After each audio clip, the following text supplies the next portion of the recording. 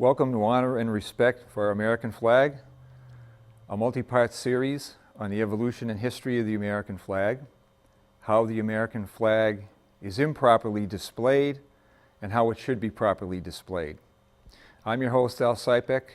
With me is a producer of the show, Mr. Frank Amiro, an Army and Navy veteran, Yes. and a former politician. One thing I'd like to make clear before we get started, this is an educational show. As you'll find out during the show, there are many different sources available for the history of the American flag, the types, how they should be displayed. So the purpose of our show is not to berate any organization, any patriotic organization that makes flyers, folders, or anything else like that. What we are basing our information on as best we can is the U.S. flag code and some history about the flag, some of which is controversial. So first I'd like to start and ask Frank why you decided to produce the show. Well, thanks for doing this, Al.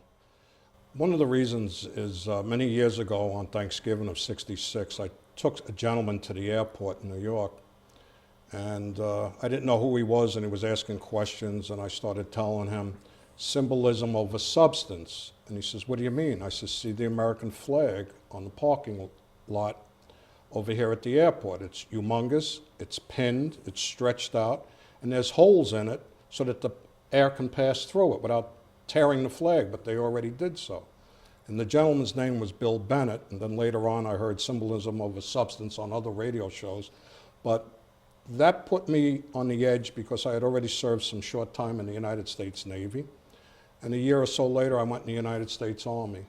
And I think the military there's lots of us that served that have a full respect for the flag and understand that it's a battle flag. And many have died to keep that flag moving forward. So that was one of the main reasons. And when I go through towns, cities, or whatever, or military functions, it upsets me when I see even the United States military at certain functions display the flag improperly. And like you had said, and I'm glad you said it, we're not here to make every correction, but let's show as much respect to the flag as do it. Sounds good. So let's talk a little about the flag. Why is it important to veterans? Well, I believe it's important to veterans because if you take a movie, and it's really out of context because it wasn't the right flag that was in the movie at the time, but I believe it was called The Patriot. And there, they show that Revolutionary or 1812 troops, I'm not sure exactly which one it was supposed to be, were getting slaughtered and people would run in the wrong direction. And near the end of the movie, Mel Gibson is leading a charge, and all of a sudden, the American forces are returning and going to a retreat.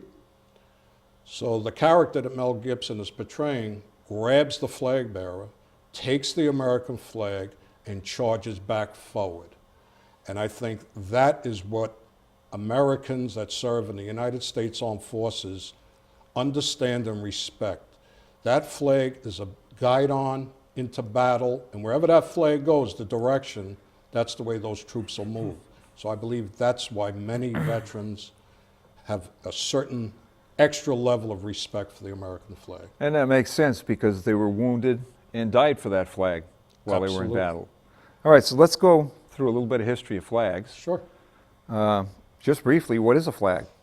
Flags originally were used as field signs for different manner of armies. Kings had different flags and everything. There are different sources, but they all agree on one thing, and that's the American flag is one of the oldest national flags. Absolutely correct. And it was first established on June 14, 1777. Continental Congress passed the Flag Act, resolved that the flag of the United States be made of 13 stripes, alternate red and white, that the Union be 13 stars, white in a blue field, representing a new constellation. The Act of January 13, 1794, and pardon me for reading this, provided for 15 stripes and 15 stars after May 1795. Added to the flag Act of April 4th, 1818 provided for 13 stripes and 1 star for each state to be added to the flag on the 4th of July following the admission of each new state, signed by President Monroe. The executive order of President Taft, dated June 24th, 1912, established proportions of the flag and provided for arrangement of the stars in 6 horizontal rows of 8 each, a single point of each star to be upward. The executive order of President Eisenhower, dated January 3rd, 1959, provided for the arrangement of the stars in 7 rows of 7 stars each, staggered horizontally and vertically. The executive order of President Eisenhower, dated August 21st, 1959, provided for the arrangement of the stars in 9 rows of stars staggered horizontally and 11 rows of stars staggered vertically. Flag was first flown, well, I should say the first flag was the Grand Union flag, and that had stars and stripes, but in the upper left-hand corner it had a small British flag. Yep. That was the first one. The first time the flag flew over foreign territory was during the Revolutionary War, when we captured a fort in the Bahamas. And the first time that a foreign military vessel saluted a military vessel of the United States was a French admiral, and he saluted the USS Ranger, captained by John Paul Jones. That's true. That's true. What I want to read, though, is an explanation of what George Washington had to say about our flag, about our first flag.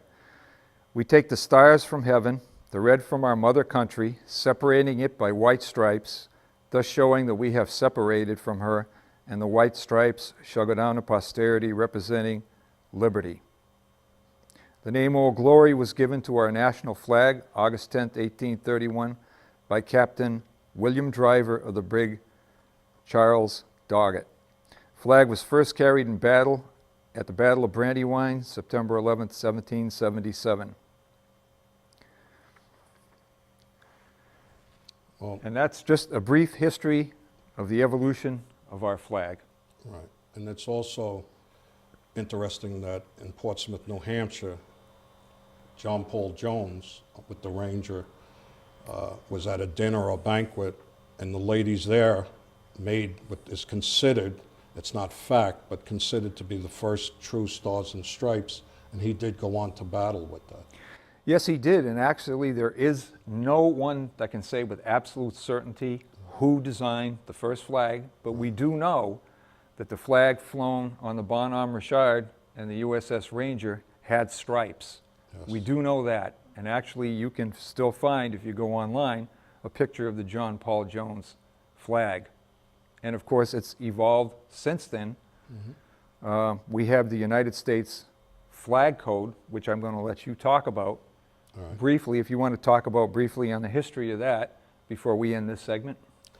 Well, the U.S. Flag Code was actually adopted around, but I think it's 1890 or so. Lots of people think that the Flag Code was done in the 1700s. It was not. And that's why during the Revolutionary War, the colonies had their own individual flags, and some had more than one because of regiments. So there's a lot of confusion about it. And I guess we can catch that in the next segment. We will catch that in the next segment. In the next segment, we'll be going through the United States Flag Code, which is the basis for our show, and how the flag should be properly displayed. And I guess, Frank, we'll see our guests in the next segment. Thank you Yes. very much for watching.